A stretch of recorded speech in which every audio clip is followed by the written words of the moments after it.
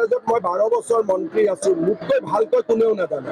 ইয়াত বেছি আছে, নাৰ্ছ বেছি আছে, ডক্টৰ বেছি আছে, ফ'ৰ্থ গ্ৰেড বেছি আছে, থাৰ্ড গ্ৰেড বেছি আছে, GMCত প্ৰয়োজনতকৈ ষ্টাফ বেছি আছে। নলবাৰীত কম আছে মই মানি লম, GMCHত কোনো প্ৰকাৰে কাৰো সংখ্যা কম নাই। লাগে আমাৰ প্ৰব্লেম হৈছে ষ্টাফ কম, মেইনলি ষ্টাফ কমৰ কাৰণে আজি এইখিনি হৈছে। ডক্টৰৰ একো নাই, ডক্টৰ কিয়? ডক্টৰতো আছিল, কিয় আজি ডক্টৰক এৰেষ্ট কৰা নাই? হ'ব পাৰে নেকি এখন GMCখন মন্ত্ৰী সভা নেকি? প্ৰিন্সিপালৰ ট্ৰেন্সফাৰ নহয়, মই ইমানটো কৈ দিলো। সেইটোলৈ মেডিকেল কলেজ গতিকে চিকিৎসক বা চিকিৎসা কৰ্মীসকলক কিবা আহ্বান জনাব নেকি? তেওঁলোকে এটা দুৰ্ঘটনাকে ইমান ডাঙৰ কিয় কৰি দিছে? তেতিয়া মানুহ হস্পিটালতে নাহিব।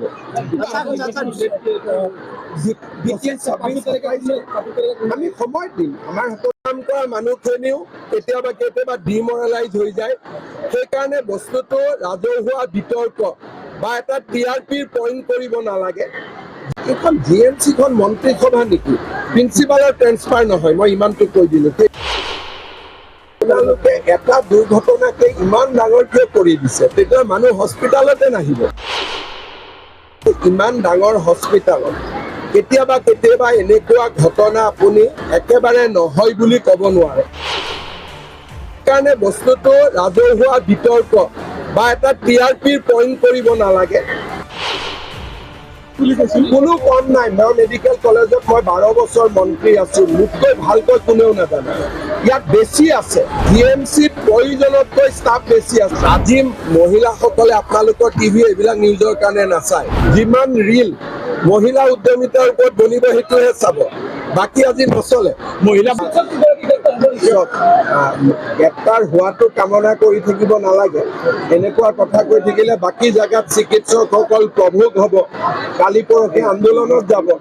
গতিকে তদন্ত কমিটিৰ প্ৰতিবেদন অহা কালিৰ ভিতৰত মই দিব দিছো, তাৰপিছত আমি সিদ্ধান্ত ল'ম। নাৰ্ছসকলে প্ৰতিবাদ কৰিতো লাভ নাই, কাৰণ মই নিজ চকুৰে দেখি আহিছো যে তাত নেগলিজেঞ্চ আছেই।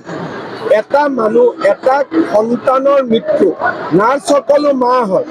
গতিকে পুত্ৰৰ মৃত্যুৰ বেদনা মাতকৈ কোনে ভালকৈ বুজিব?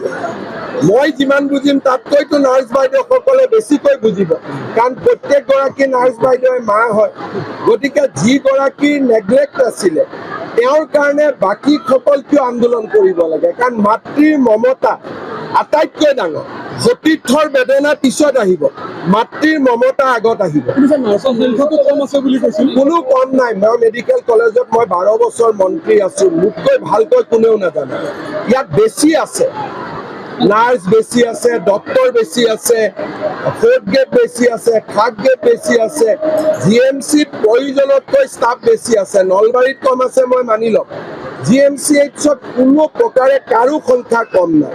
কৰ্মসংস্কৃতি যদি গঢ়লৈ নুঠে তেতিয়াহ'লে এনেকুৱা মই কওঁ যে ইমান ডাঙৰ হস্পিটালত কেতিয়াবা এনেকুৱা ঘটনা আপুনি একেবাৰে নহয় বুলি ক'ব নোৱাৰে। মানুহ মাত্ৰেই ভুল হয়, আৰু ভুলটো বহুত যদি আমি হেঁচা মাৰি থাকো তেতিয়াহ'লে ভাল কাম কৰা মানুহখিনিও কেতিয়াবা ডিমৰেলাইজ হৈ যায়। সেইকাৰণে বস্তুটো ৰাজহুৱা বিতৰ্ক বা এটা TRPৰ পইণ্ট কৰিব নালাগে।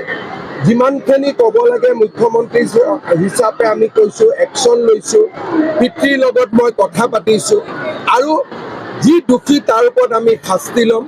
ইয়াক এটা বেলেগ পৰ্যায়লৈকে লৈ যাব নালাগে। এইখন GMCখন মন্ত্ৰী সভা নেকি?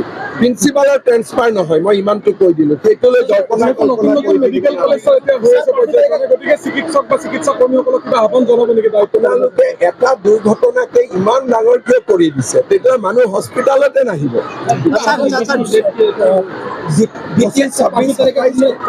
আমি সময় দিম, আমাৰ হাতত কোনো প্ৰেচাৰ নাই। যেতিয়া দিম আপোনালোককে কপিটো ফাৰ্ষ্ট দিম।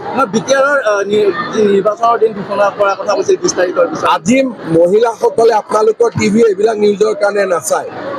যিমানে নিউজ বনাওক কিয় আজি কোনেও নাচায়। যিমান ৰিল মহিলা উদ্যমিতাৰ ওপৰত বনিব সেইটোহে চাব, বাকী আজি নচলে। মহিলাসকল আজি একোৱে নচলে। আজিৰ দিনটো যিমান ৰিল বনিব, কিবা বনিব, ইয়াৰ ওপৰতে বনিব, বেলেগ নবনে।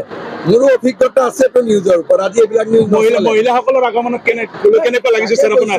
আজি নলবাৰীত ইমান ডাঙৰ মহিলাৰ সমাৱেশটো কেতিয়াও হোৱা নাই প্ৰথম আৰু নলবাৰীৰ ৰিপৰ্টটোকে 40 লাখ মহিলাই চাব ৰখি আছে যে সঁচাই দিলে নে নাই গতিকে আজি গোটেই আকৰ্ষণ এইটোৱে থাকিব বেলেগ আজি নচলিব যিকোনো খবৰৰ বাবে যোগাযোগ কৰক 7099017330 লগতে 7099017110 নম্বৰত